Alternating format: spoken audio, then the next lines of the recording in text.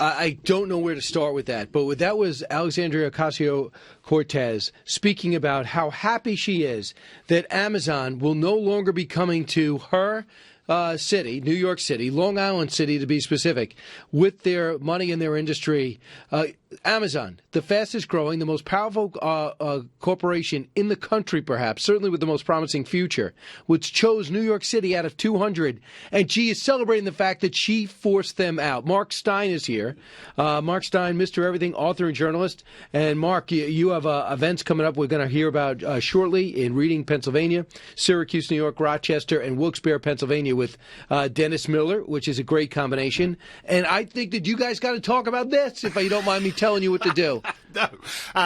Alexandria Ocasio-Cortez. I actually love listening to her because it reminds me of like listening to your middle school kids explain economics and politics to you. The idea that if we, instead of giving the money to the company that employs all the people, we take the money away from the company and then we'll be able to have lots more school teachers and hospitals. Does she know what a tax break is as opposed to tax revenue? No, I don't think she does. But the thing to remember here, Brian, is that she's where the energy is on the party, and there are a substantial number of economic illiterates who will be happy to follow her there. And we've seen that last week with the Green the Green Deal. Yeah. Look at all those people lined up behind her. Yeah, and there's a lot of people there are a lot of big shot, experienced senators and congressmen who no longer dare to go against the Alexandria Ocasio-Cortez wing. And what's fascinating too is that Amazon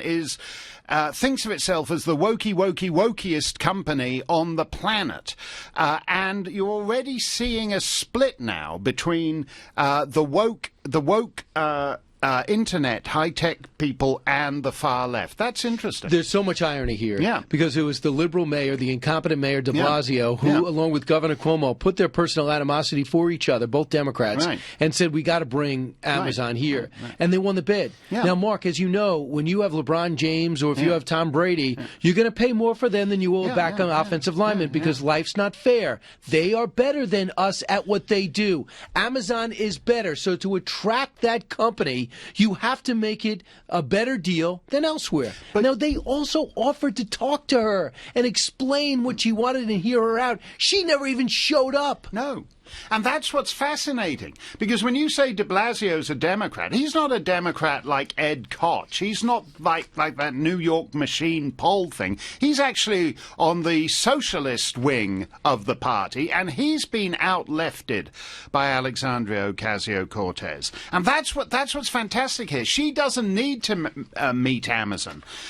She doesn't need to have it explained to her. She doesn't want to have it explained to her, and she's where the energy and romance on the left all is. So look, are you the richest man in the world with the biggest company in the world? Do you need a tax break? Not technically, but when you're in business, you do the best you can because it all trickles down. Right. The jobs they were offering in New York City were between $150,000 and $175,000. When polled, 70% of New Yorkers wanted this done. I'll give you an example of a direct impact. Plaxol Plastics. Nobody knows what they are, but Amazon did. You know why? Yeah. They paid for that warehouse to be converted to an Amazon warehouse. And Plaxol said, that's great. Now that's done. So you have $500 million in state construction costs that are gone. Part of this is unions were knocked out because Amazon's a non-union operation. We're not going to use unions. We're going to use the best bid. And that bothered New York, too. But the question here is whether Amazon thinks this is the way of the future. In other words, that they're going to do these deals and then somebody on the crazy wing of the Democrats will be able to kick it all down. I mean, this is what's interesting over the last couple of years is that the left has become super corporate. When you look at essentially the big internet cartel of Amazon, Google, Facebook, and the left has been with them all the way. And suddenly, some 29-year-old ditz who nobody thinks anything of has opened up a huge rift between the left and the fashionable corporations that they support. That's actually that's an intriguing development. I'm going to play a clip that I rarely play for this this reason. Donnie Deutsch, who's a very successful business person, was on another channel and said this. And by the way, AOC and some state senators are who actually run that district are celebrating at this hour. Cut 46. When you have Alexandria Ocasio-Cortez, who I find extremely dangerous at this point, to basically come out and say, as you pointed out, what a great thing it is. We can take that money and give it to teachers. It doesn't exist. It's an abatement. $27 billion. We put down 3. That's business. That's what happens. And you attach this to the Green Deal, and you are handing President Trump now gets to go, oh, the Democrats don't want jobs. The Democrats don't want companies coming to your neighborhoods. The Democrats have a Green Deal that wants a 70% tax rate, that wants jobs for everybody, even if you just hand it to you, that just tuition, hand it to you. Socialism. We are in a dangerous place, and if people in the party don't start to speak up against people like Alexandria Ocasio-Cortez, who is young and dynamic, but does not know what she's talking about, and her cohorts, some of these new, fresh, progressive faces, are going to hand the presidency back to Donald Trump. No question. I want everybody to understand. Okay, but for different reasons. He's afraid of that. I fear him not winning. Yeah, no, I think there's a real risk here. I think there are people who are so out of it that everything AOC says makes sense. Everything Ilhan Omar says makes sense. And what you've seen, and that is the congressman from Minneapolis who is who's made anti-Semitic remarks and seems very dismissive of America's foreign policy. Period. Yeah, absolutely. And these two have been in Washington for 2 weeks. 2 weeks, and already all the old lions of the party are scared of them and are scared to go up against them. And if you look at AOC in particular, people say, oh, look, she's got 3 million Twitter followers, and some guy who's been in Congress for 30, 40 years is scared to actually counter the new Green Deal. The new Green Deal, the significance of the new Green Deal is not that AOC came up with it, but that Senator Markey in Massachusetts led the way, and that whatever it is now, 2/3 of these Democrat presidential candidates have said they're on board. The people are scared of her. That's what's so incredible. I just don't understand, Mark. Most of these people are in their middle ages. They've been doing this 10, 15, 20 years, and do they have any personal pride? Do they at this point want to stand up and say, listen, I'm in the back end right now. I do want to have a legacy that matters. I dislike Donald Trump so much. I want to be in the majority so badly. Right. I should really stand for something and say this is incomprehensible. On the frequently asked questions section of the Green Deal online, all the answers were wrong. And when we quoted the answers, they said we were taken out of context. And then they realized it was on their own website. That's what they stood on the steps and backed. But I want you to hear what she said. Just in case you think she's backing off, cut 40. I think it's incredible. I mean, it shows that everyday Americans still have the power to organize and fight for their communities. And they can have more say in this country than the richest man in the world. Yeah, and that's the terms. That's like a Hollywood movie. The 28-year-old waitress. Brockovich? Well, yeah, it's like a 28-year-old waitress goes up against the richest man of the world. Now, if Paramount made that story, who's supposed to win? The 28-year-old waitress. So the 28-year-old waitress just kicked the butt of the richest man in the world. And if you believe in these primary-colored fairy tales that Hollywood puts out, the good guys won, as she tells the story. Yeah. So I just think what people don't understand is the bigger picture is success. I always thought the fun part about being in our country is not the guarantee of success, the opportunity to get it. And whatever that success is, that success might be the best police officer and retiring in 25 years. That success might be I want to go to the top of Wall Street. You want to do with values and ethics. I get it. But I feel like in front of my eyes, people are saying the goals that we were told were wrong, and I'm going to straighten it out. And my worry is that these people will be more powerful in 5 and 10 years than they are now. Yeah, and I think that's right. I agree with you, and I say that as a foreigner, because I think the difference is there's a lot of places I like. I like Sweden, Denmark, Norway. I like those countries, but people live diminished lives in a sense. They're content to spend their whole life in a in a small apartment and bicycling to work, and they accept that the dreams of America, that you can get off the boat at Ellis Island and be in a tenement on the Lower East Side, and your kid will move uptown and your grandson will go to university, and you will have the spectacular transformational power, social mobility, which is actually what the American dream boils down to. America is different in that respect.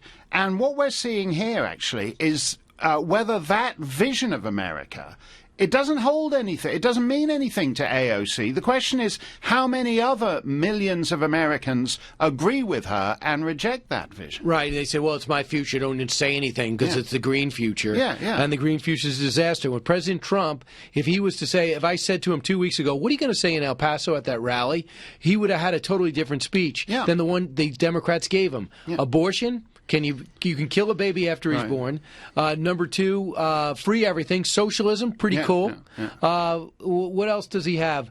Let's get rid of private insurance. That's fantastic. I mean, Kamala Harris, very bright, successful woman, says Kamala, excuse me. She's on board. Cory Booker, Ivy League education, on board with the Green Deal, socialism, and free pre-K, and by being born, you get a salary. Yeah, and Cory Booker was regarded as a centrist mayor when he was a mayor. Yeah. He's moved left. Kirsten Gillibrand, North Country Democrat, moved left. Kamala Harris, tough prosecutor, moved left. And you said, who's going to actually call them on this? You know, I never thought I'd be sitting opposite you and putting in a good word for Hillary Clinton. But in fact, when Bernie was running last time, and Bernie was saying, you can have everything, you can have this, you can have that, she stood there like a boring grown-up and said, well, he keeps promising free everything, but who's going to pay for it? There's no one playing the boring, unlikable, charmless Hillary grown-up in the Democrats' room. You know who it is? The guy that won't run as a Democrat, Howard Schultz.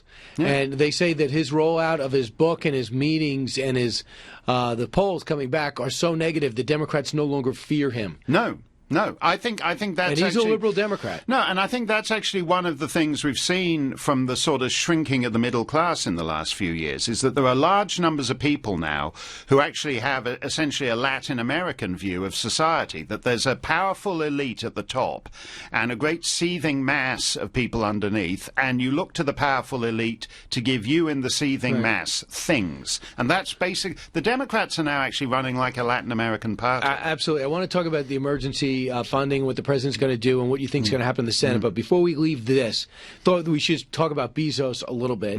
What his decision to take on the extortion, which seems to be the National Enquirer, his personal decision to blow up his marriage and with Lauren Sanchez. Now it looks like the brother was the one who leaked the pictures that blew up his personal life. But here is Mike Allen on Bezos' thinking, because Mayor de Blasio said, I thought I was negotiating to work this out. Why did he quit? Cut 49. Someone who's been at ground zero of New York politics explained to me the Bezos thinking. He said, I stood up to National Enquirer's blackmail. I'm not going to be pushed around by every politician in Queens. And if you're thinking what Jeff Bezos is thinking, he's saying, I made this deal with the governor and the mayor. I reasonably assumed they could deliver. They couldn't. They didn't. I'm out of here. And if you're the mayor and the governor, you really miscalculated. Yeah, I think I think that's slightly odd, tying his personal difficulties with the National Enquirer, which he's right. He's right. If you're in that situation, say, I'm not going to give in to blackmail, because once you agree to blackmail, you keep being blackmailed. Here. Look, Amazon, he's done something incredible. He started with an unprofitable online bookstore. And when he put all the bookstores out of business, he then started selling everything else. So he has dreams of being the retailer for the planet. The planet, he will be the company store for the planet. Right. And he's thinking of doing it with drones. And if you can do that, what he's done, then why does he need to negotiate with corrupt politicians when he can stick it in the middle of Tajikistan and deliver to the planet. Absolutely, and evidently part of this was the facial recognition technology that he has shared with the Pentagon that they came up with. That upset because ICE uses it to identify illegals. Yeah. That is part of the reason why AOC and others are mad at Amazon. Yeah. Get that. Back in a moment with Mark Steyn. He doesn't really have many opinions on much to say. I apologize. You still plan to file a legal challenge if and when he does that, and how quickly would you? Did I ever say I was filing a legal challenge? You said Democrats. I may. That's an option, and we'll review our options. But it's important to note that when the president declares this emergency, first of all, it's not an emergency, what's happening at the border. Wow, that's where we differ. Speaker Pelosi doesn't want to give the president a win. It doesn't acknowledge it's an emergency, and walls are immoral. Mark Steyn here. Mark, what's happened? This massive border bill has passed, $325 billion, under 1.4 for the wall with a bunch of restrictions. The president comes out and says, I found $8 billion, and by my executive power from 1976 granted the presidency, I am going to put that forward. And now Nancy Pelosi's move. How do you see this playing out? Yeah, I think, well, I disagree with her for a start that it is an emergency. Secondly, obviously, they're trying to tie the president's hands. In the Obama stimulus, there was all kinds of money there to upgrade unimportant, inconsequential U.S.-Canadian border posts in the middle of nowhere, and that included compulsory purchase of farms that happened to straddle the border, all that kind of thing. Huge amounts of money. Little one-hut border posts would suddenly, it looked like the Starship Enterprise had been dropped into the Great North Woods in North Troy, Vermont, for example, which isn't like Tijuana or El Paso, and nobody attempted to say that the president does not have he wrecked a lot of cross-border communities. I say that as a Canadian who's used to going back and forth from the pizza place on the northern side back to the southern side with just your library card. He wrecked a lot of cross-border communities. Nobody attempted to tie his hands. What they're trying to do is ensure that the central pledge of the Trump campaign never happens. And it bothers me. By the way, see Mark Steyn and Dennis Miller together in Reading, Pennsylvania. Reading. I'm sorry. You pretend to be American. February 22nd and February 23rd in Syracuse, New York. In Rochester on March 1st at the Kodak Center in Wilkes-Barre, Pennsylvania. Check it out at Mark Steyn online. Right, Mark? Yeah, that's right.